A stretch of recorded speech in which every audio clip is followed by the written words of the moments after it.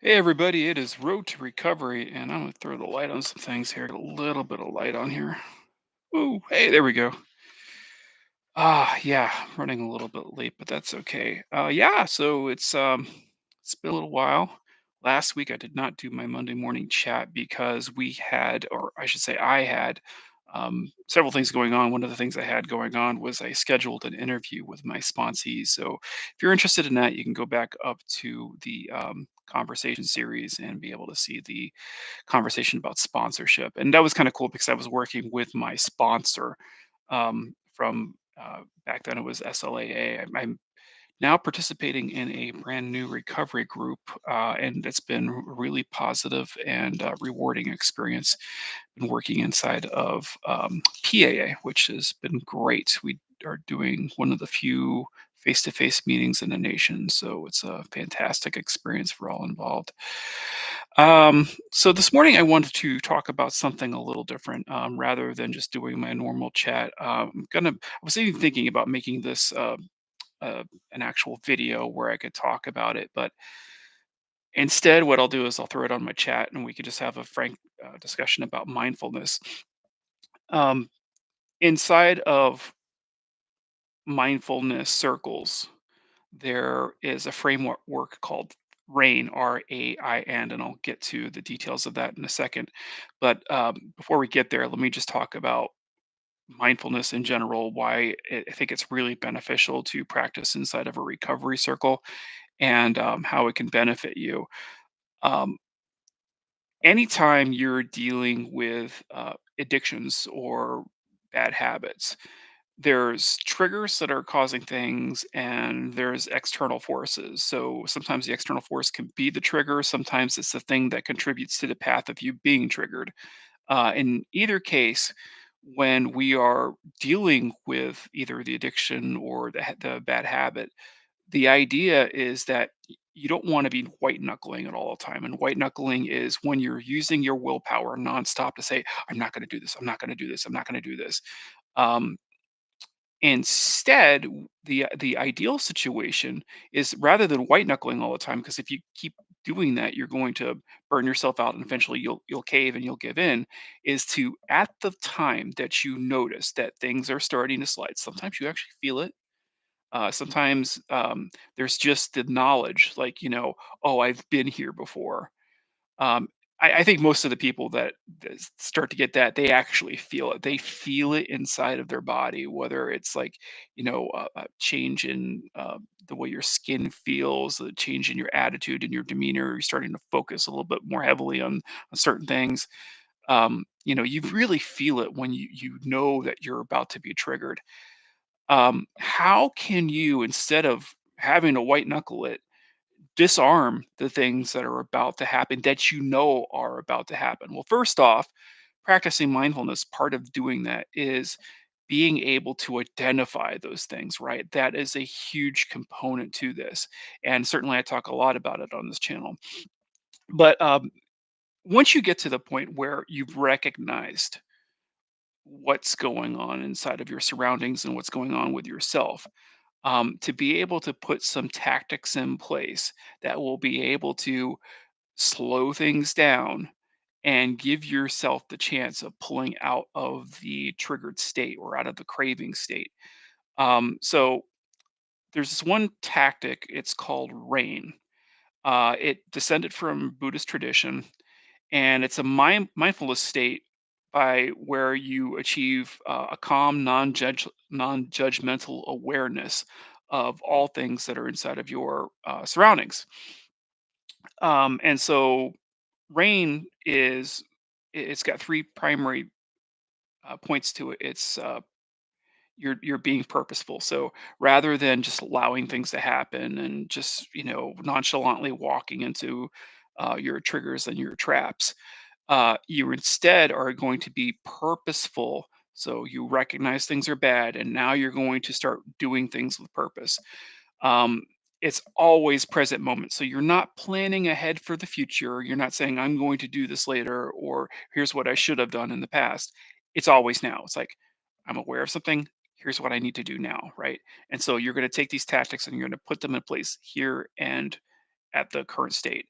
And the third thing, and this is the harder part about it, is that you have to be non-judgmental in everything you do. So um, you don't attach a positive or negative attribute to um, your feelings or sensations. Oh man, I got to go through this again, or oh, this sucks, or I hate this. You park all of that. You park your judgments, and that can be the hardest part for anybody, especially if you're a person like me who always put judgments on things.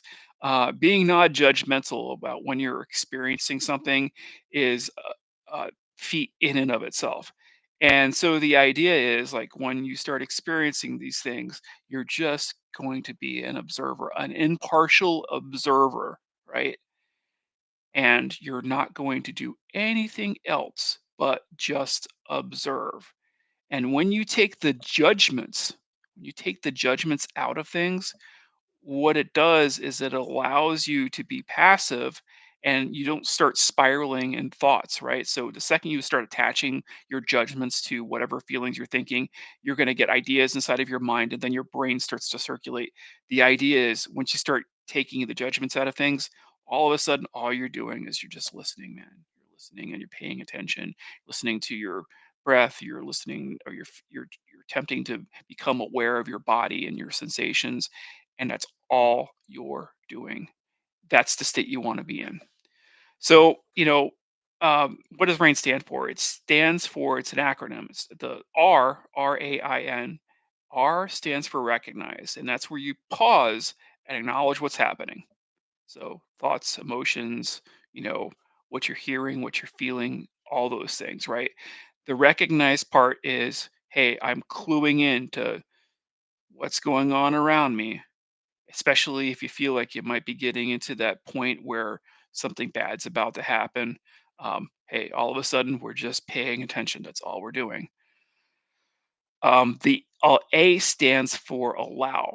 And what you're trying to do is you're trying to just whatever's stirring up inside of you, you're just going to let it happen, right?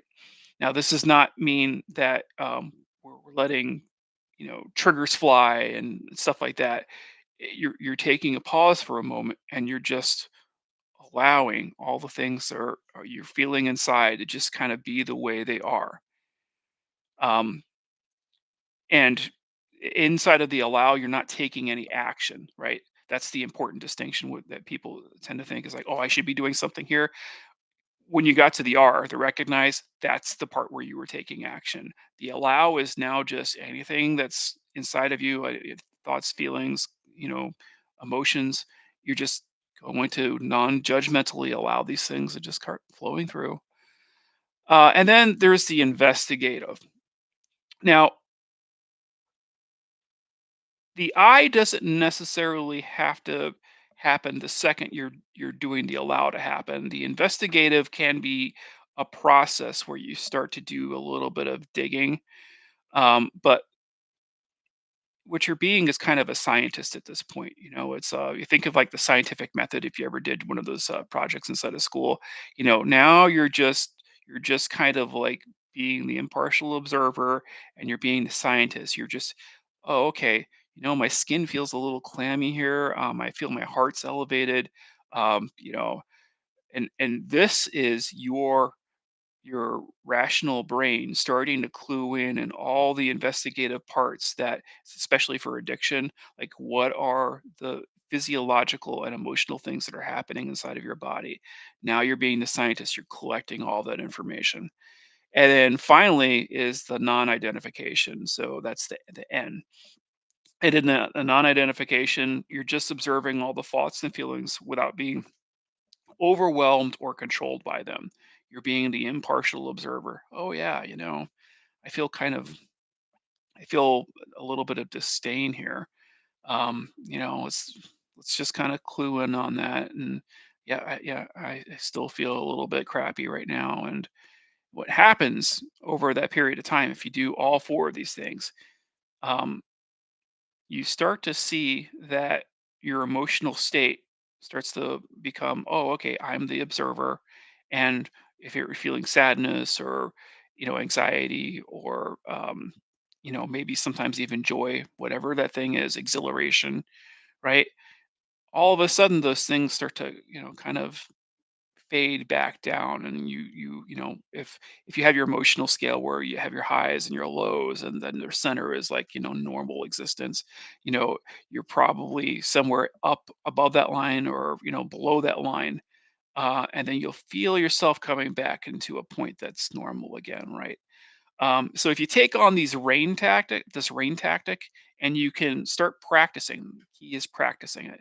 You know, you don't wait all the time for the bad thing to happen before you start practicing rain. It's good to, whenever you can, just jump into it. So when we do morning practices, I do a Monday morning meditation practice. I'm doing this exact same thing, and I throw in a breath routine with this. So I'm paying attention to my breath. But this rain technique, I'm actually exercising that fully. So you practice it when you're in a good state, or I should say, when you're in a passive state, but you can practice it in an active state. So if you just came from a jog, I used to do this all the time a few years ago. I had this great park that was near me, had this giant hill, and running up that hill, man, would kick my ass. And I would just be like a wreck, because it took every strength, every ounce of willpower inside of me to get to the top of that hill. And, when I got to the top of it, there was this bench, that's because it's in the park, and there's this bench that's there, and I would just be get to the bench, and then I'd plop my butt on the bench itself, and then I would wait for myself to catch my breath, just so I could, like, regain a little bit of form. I'd cross my legs on that bench, and I would do this rain technique. And I'm just being the passive observer, checking in with how I'm feeling. And in that process, I could feel my anxiety, my distress, my exhaustion. And then within a few minutes, I was at that nice, calm, even keel again, right? And in all this time that I'm sitting there, I'm paying attention to my heart rate, my breathing, checking in with the feeling and sensation of the sweat dripping down my skin.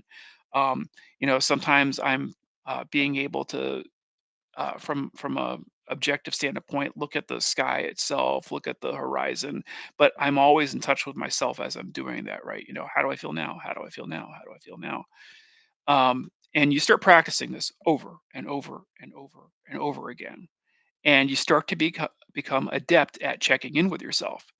And then anytime you get to a triggering space, or you've got an anxiety or stress agent that's in your environment, whatever that thing is that might get you back into the addiction, all of a sudden you've got this cool tool that you can pull out of your pocket and use at any point that you're feeling like you're vulnerable.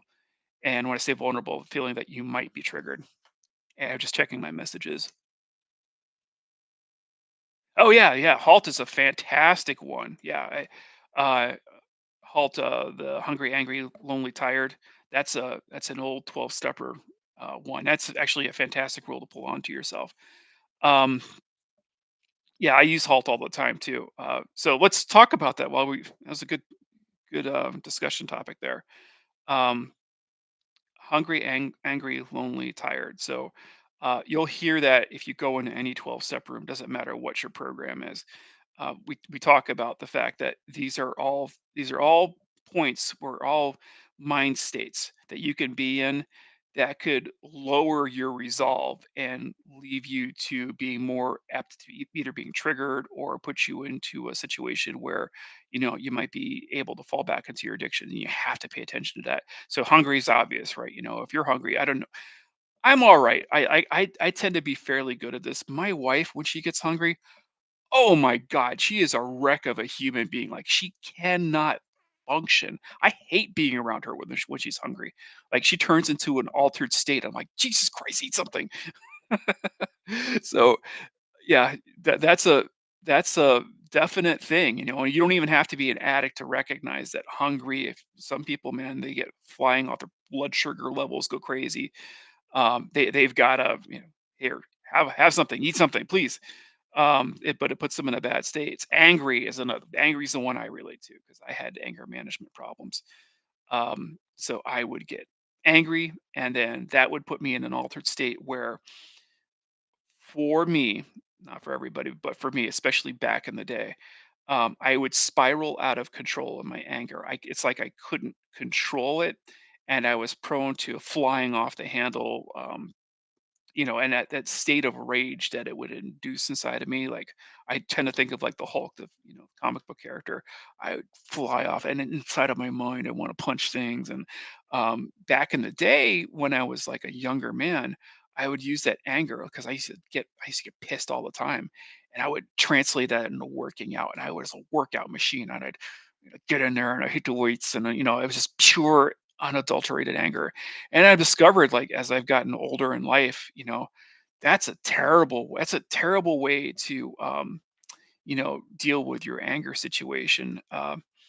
Because what it did is it prolonged, like, I was actually fueling my workouts through anger. So I would put on angry music and put on heavy metal and some other dark shit, and it would power me. But now you're seizing on to the anger, and even though I was finding positive outlets to it, you know, because I'm using anger as a tool to keep powering through things, it actually translated into bad behaviors. Because um, at times where I wasn't like in a capacity to work out, and I was carrying it with me into work, and then I'd get out of work and I'd still be angry, and I get in arguments with people that I love, like my wife and stuff. It's like I couldn't let go of the anger when I needed to.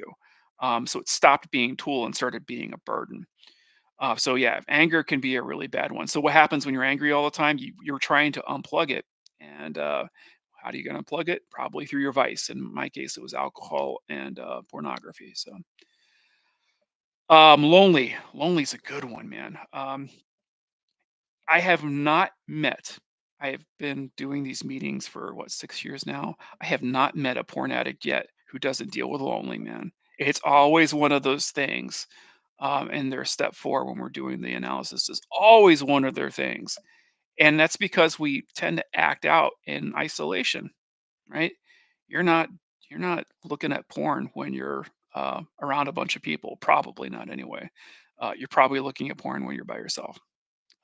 So uh, loneliness in and of itself is a triggering event. And so if you're really triggered by being alone, and let me give you an example what it means to be triggered by being alone. Most of porn addicts, like, because they've got either a device or maybe a laptop or something like that, you know, they've got the device, they're looking for the avenues, like, man, I want to go look at some porn, I want to go jerk off. Waiting for everybody to leave. Maybe you're still at home and you've got your parents, you're waiting for your parents to leave.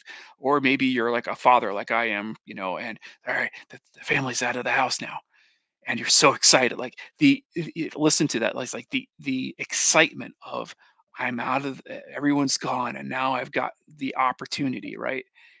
That exhilaration gets burned into your mind because you've done it so many times, right? So there's the anticipation of being alone, of sexual titillation that's going to happen with it, and you haven't even looked at the boobies, right? Like, the porn's not even in front of you. It's like just the anticipation of doing that. That's all part of that habit process, right? It's like once you've burned that routine inside of your mind, all the emotions that come along with it, you ride those emotions out before you even looked at the porn. And so yeah, loneliness, man, it'll wreck you, especially in this particular addiction. And so I try to tell people all the time, it's like, especially in meetings, you come into a meeting with me, the first thing I'm going to tell you to do is, hey, man, there's this phone list. You should take that with you. Take the phone because you're going to be lonely. Even in this today's modern day and age, there's going to be times where you're going to be get tired. You're going to want to sleep. You're probably not sleeping. Even when you are, you got a mate, whether it's a marriage or a girlfriend or whatever. Um, you know, you're probably going to have times where you're just isolated and by yourself. And so you're going to need to find times to manage your loneliness. It's good once in a while to be alone. But in the early stages, especially in addiction, you've got to learn how to avoid self isolation because it's part of the habit loop. Take yourself back out of that. So try to stay around people as much as possible. And if you can't, because maybe you're sick on a particular day, or because you work alone, some people, isolated through their work. Uh, if you're going to find yourself in isolated situations, you're going to work as hard as you possibly can. And in those times where the isolation starts to affect you, you pick up the phone, you call someone. And then there's tired. Um, who the hell doesn't get affected by being tired? I kicks my ass all the time. But when it becomes a triggering event, when it starts wearing you down, which is what we're all talking about here, we talked about the night white knuckling. If I could just talk today, if we talk about the white knuckling that happens when you're trying to resist, you're trying to use your willpower, and you're seizing onto that wheel as hard as you possibly can to maintain control. We say that's a bad state, even though you're staying away from the addiction. You don't want to be doing this all the time, right? You don't want to be exercising your willpower every single or every single time of the day. And one of the reasons why is because you get tired.